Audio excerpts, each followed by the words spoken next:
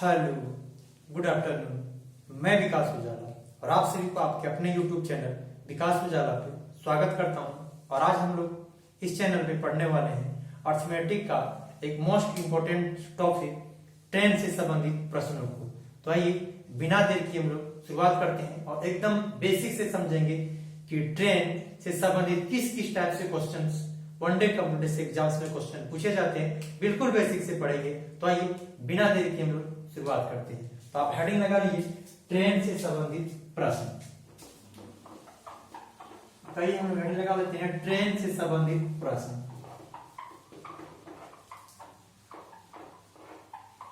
Heading लगाते हैं, train संबंधित प्रश्न।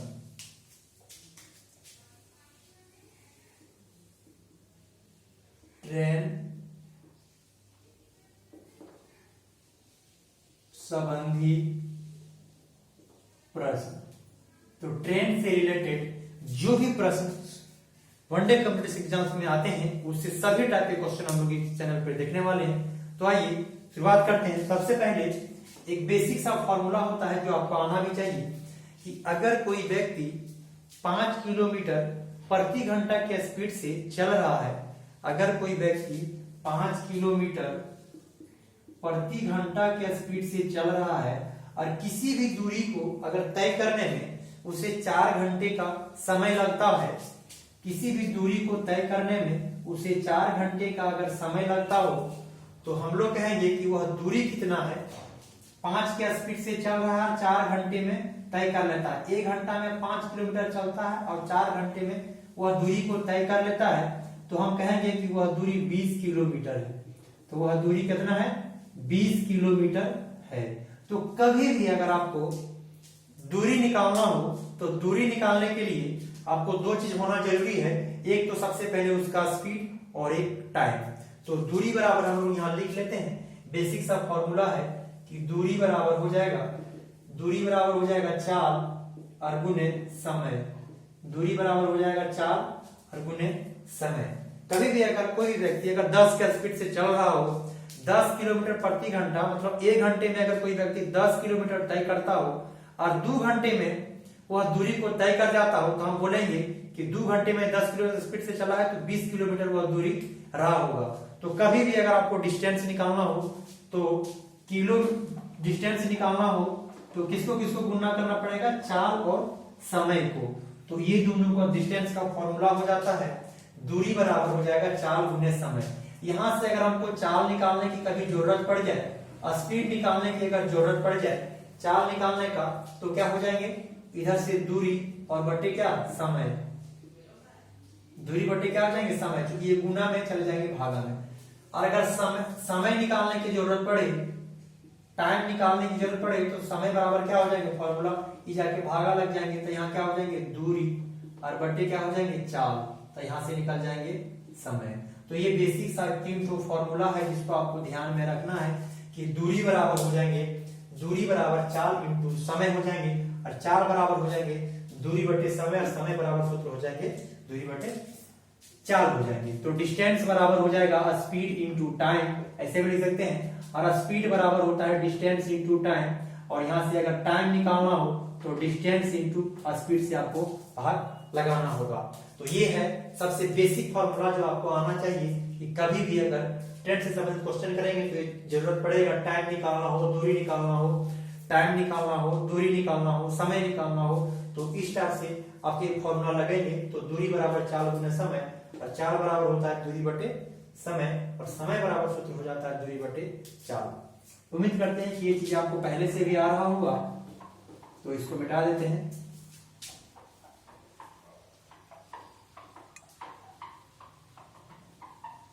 अब हम लोग नेक्स्ट पॉइंट पे चलते हैं। नेक्स्ट पॉइंट क्या है, और बेहद इंपॉर्टेंट पॉइंट है ये, और इसको आपको समझ में आना भी चाहिए। देखिए, अगर 1 किलोमीटर प्रति घंटा अगर हम बात बोले, हम ये बोले कि 1 किलोमीटर प्रति घंटा, तो इसका ये अर्थ है कि 1 घंटे में, तो बोले 60 मिनट में 1 किलोमीटर, और हम बोल सकते हैं कि 1 किलोमीटर बराबर हो जाता है 1000 मीटर। 1 किलोमीटर बराबर कितना होता है? 1000 मीटर। तो जहां हम 1 किलोमीटर लिखे हैं वहां हम 1000 मीटर हम लिख सकते हैं। और ये प्रति का मतलब हो जाता है बटा, प्रति का मतलब क्या हो जाता है बटा, और ये है घंटा मतलब 1 घंटा। तो अगर 1 किलोमीटर प्रति घंटा का मतलब होता है 1 घंटा। अगर 1000 मीटर 1 घंटे में तय करता है, अगर 1 घंटे में 1000 मीटर तय करता है, तो बोले 1 घंटा के बराबर मिनट में पूछेंगे तो 1 घंटा में कितना मिनट हो जाएंगे, तो 60 मिनट हो जाएंगे। 1 घंटा में कितने मिनट हो जाएंगे, तो 1 घंटा के बराबर हम 60 मिनट कह सकते हैं। अब 1 मिनट होता है 60 सेकंड के बराबर, तो 60 मिनट हो जाएंगे 3600 सेकंड के बराबर। तो ये मेरा जो आएगा ये हो गया मीटर और ये हो गया सेकंड में। तो अभी हमारा जो चाल है चेंज कर लिए मीटर प्रति सेकंड में, तो इसको सॉल्व कर लीजिए। और 2 जीरो के साथ ये 2 जीरो हट जाएंगे, इसको काट दीजिएगा तो 5 और नीचे में हो जाएंगे 3। तो यहाँ हो जाएंगे 5 और बटे क्या 6 इंटू 3 18, ये हो जाएंगे मीटर और ये हो जाएंगे सेकेंड। तो अभी हमने चेंज कर दिया कि अगर 1 किलोमीटर प्रति घंटा हो उसको मीटर प्रति सेकंड में अगर हमको चेंज करना हो तो हम 5 बटे 18 से क्या करेंगे गुना करेंगे। तो 1 किलोमीटर प्रति घंटा बराबर हो जाएगा क्या 5 बटे 18 मीटर प्रति सेकंड। 1 किलोमीटर प्रति घंटा बराबर 5 बटे 18 मीटर प्रति सेकंड। 1 किलोमीटर प्रति घंटा बराबर 5 बटे 18 मीटर प्रति सेकंड में हमने कन्वर्ट कर लिया।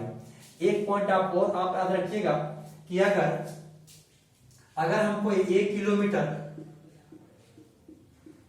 प्रति घंटा के बराबर हमने चेंज कर लिया 5 बटे 18 मीटर प्रति सेकेंड में कन्वर्ट कर लिए। तो अगर हमको जरूरत पड़ जाएगा कि 1 मीटर प्रति सेकेंड में, अगर मीटर प्रति सेकेंड में निकालना हो तो मीटर प्रति सेकेंड में निकालने के लिए ऊपर इधर जाएगा तो क्या हो जाएगा, इसको उलट के गुना होगा, इधर से इधर इंटू हो जाएगा। तो इधर से अगर इधर इंटू हो जाएगा तो अगर हमको 1 मीटर प्रति सेकेंड में निकालना हो चाल मीटर प्रति सेकेंड, तो ये डिजिट इधर जाएगा तो उल्टा गुना हो जाएगा। तो ये 18 से गुना हो जाएगा, तो ये 18 और ये 5 जाएगा तो गुना में है तो भागा में चला जाएगा।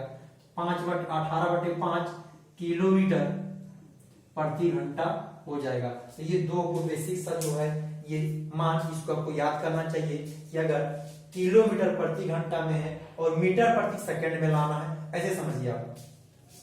अगर किलोमीटर प्रति घंटा है और मीटर प्रति सेकंड में लाना है तो आपको पता होना चाहिए कि मीटर छोटा होता है, तो उस परिस्थिति में छोटका ऊपर लिखना है और बड़का नीचे लिखना है। 5 बटे 18 18 बटे 5 में आपको कंफ्यूजन हो सकता है।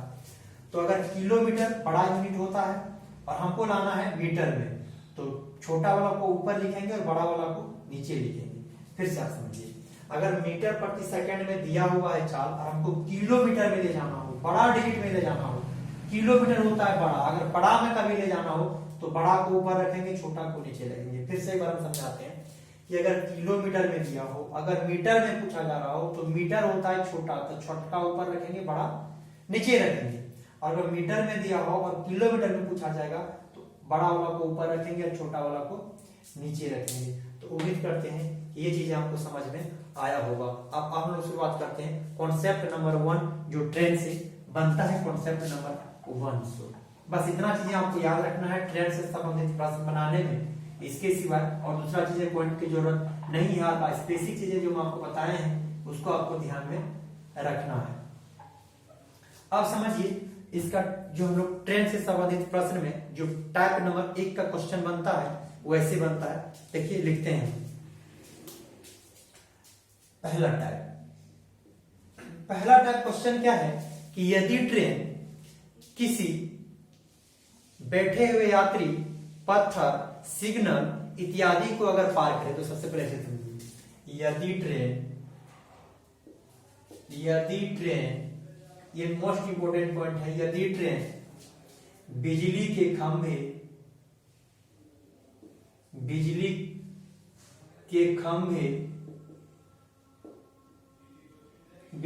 खंभे बैठा हुआ यात्री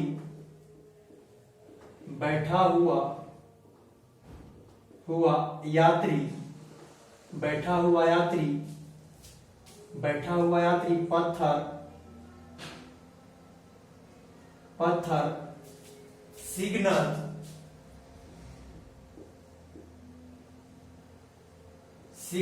इत्यादि को पार करे तो सबसे पहले आप यहां समझिए कि यदि कोई ट्रेन बिजली के खंभा को बैठा हुआ यात्री को पत्थर को, सबसे पहले आप समझिए कि यदि ट्रेन बिजली के खंभे को, बैठा हुआ यात्री को, पत्थर को, सिग्नल को, मतलब इन सब चीजों को अगर ट्रेन कभी किसी पार करता हो तो इसका यह अर्थ है कि ट्रेन ने केवल और केवल अपनी लंबाई को पार किया है। आप ऐसे समझिए, अगर कोई बिजली के खंभा एक बिंदु टाइप का होता है, बैठा हुआ यात्री उसको बिंदु मान लिया जाता है, पत्थर को बिंदु मान लिया जाता है, सिग्नल कहीं पर लगा हुआ होता है, एक लाइट होता है तो उसको हम लोग बिंदु मान लेते हैं। तो अगर इस सब को अगर कोई भी ट्रेन इस सब को अगर कभी पार करता हो तो इसका अर्थ है कि ट्रेन ने केवल अपने ही लंबाई को पार किया है। इसका अर्थ है कि ट्रेन ने केवल अपने ही लंबाई को पार किया है। आप ऐसे समझिए, आप ऐसे समझाते देखिए, अगर ये कोई खंभा गाड़ा हुआ है बिजली के खंभा है और ट्रेन यहाँ आएगा तो हम कहेंगे पार करना शुरू किया, और ये ट्रेन चलते चलते यहाँ गुजर जाएगा तो हम कहेंगे कि क्या खंभे को पार कर गया। तो इस खंभे को पार करने के लिए केवल ट्रेन ने देखिए अपने ही लंबाई को पार किया है, अपने लंबाई को क्या किया है, पार किया है। तो जहां पर भी ये कॉन्सेप्ट आपको लगे कि बिजली के खंभे को, बैठा हुआ यात्री को, पत्थर को, सिग्नल को, इसका अर्थ है कि ट्रेन ने केवल अपने ही लंबाई को पार किया जाता है। इतने चीजों को एक बिंदु मान लिया जाता है, इतने चीजों को एक बिंदु मान लिया जाता है, एक प्रकार का इसको बिंदु मान लिया जाता है और उस क्वेश्चन को सॉल्यूशन किया जाता है। तो जब इस सब को अगर पार करेगा कोई ट्रेन, अक्सर ये क्वेश्चन आते रहता है, तो समझना है कि ट्रेन ने केवल और केवल अपने ही लंबाई को पार किया है, और अपने ही लंबाई को उसको दूरी बनाना है। ट्रेन ने केवल अपने ही लंबाई को पार किया है, इसलिए दूरी बराबर जो आपको बनाना है, दूरी बराबर वह क्या बनाना है, ट्रेन की लंबाई को, ट्रेन की लंबाई ही दूरी बनेगा। अगर कभी भी कोई ट्रेन ये सब चीजों को अगर पार करेगा तो दूरी जो बनेगा वह ट्रेन की लंबाई ही दूरी बनेगा, क्योंकि वह ये सब एक बिंदु मान लिया जाता है और इसी को पार करता है। तो इसका अर्थ है कि ट्रेन ने केवल अपने ही लंबाई को पार किया है और अपने ही लंबाई उसका दूरी बनेगा।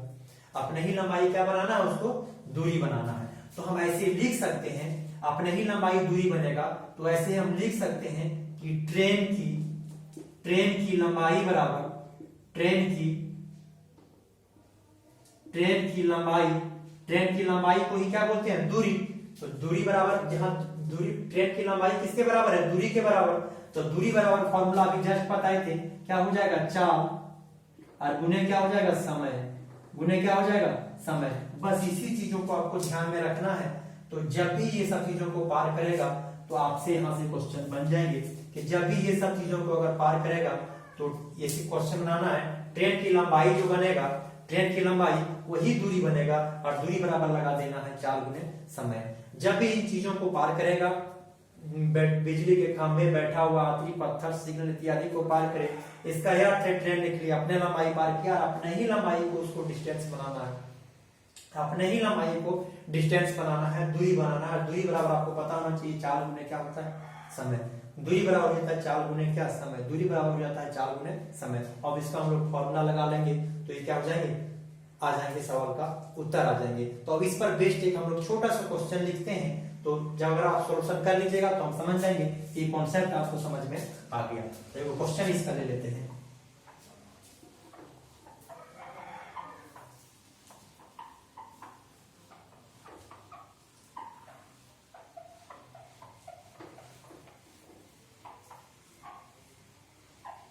एक क्वेश्चन इसका ले लेते हैं, फर्स्ट नंबर क्वेश्चन इसका लेते हैं। क्वेश्चन नंबर फर्स्ट है कि 45 किलोमीटर प्रति घंटा की चाल से, 45 किलोमीटर प्रति घंटा की चाल से चलती हुई एक ट्रेन,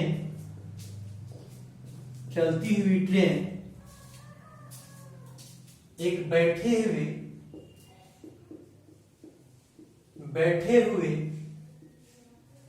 आदमी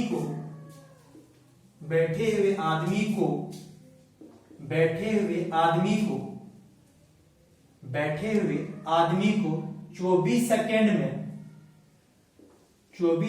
में पार करता है 24 सेकेंड में पार करता है। तो ट्रेन की लंबाई ज्ञात करें। तो ट्रेन की लंबाई ज्ञात करें। ये है आपकी क्वेश्चन। एक छोटा सा क्वेश्चन है और अक्सर ये क्वेश्चन पूछे जाते हैं कि 45 किलोमीटर प्रति घंटा की चाल से चलती हुई एक ट्रेन एक बैठा हुआ यात्री को, जो जिसको बिंदु मान लिया जाता है, 24 सेकंड में पार कर जाता है। कितना सेकंड में? 24 सेकंड में पार कर लिया जाता है। तो आपसे पूछा जा रहा है कि ट्रेन की लंबाई ज्ञात करें। क्या पूछा जा रहा है? कि ट्रेन की लंबाई ज्ञात करें। आपसे पूछा जा रहा है कि ट्रेन की लंबाई ज्ञात करें। तो आप समझिए ट्रेन की लंबाई क्या बनेगा। जब एक व्यक्ति आदमी को पार कर रहा है, तो अगर कभी भी ट्रेन है आदमी को अगर पार करे, तो आदमी को अगर पार करता है तो अभी जस्ट समझाएं, तो दूरी क्या बनाना है? ट्रेन की लंबाई को। ट्रेन की लंबाई को ही हम लोग दूरी बनाएंगे। तो ट्रेन की लंबाई बराबर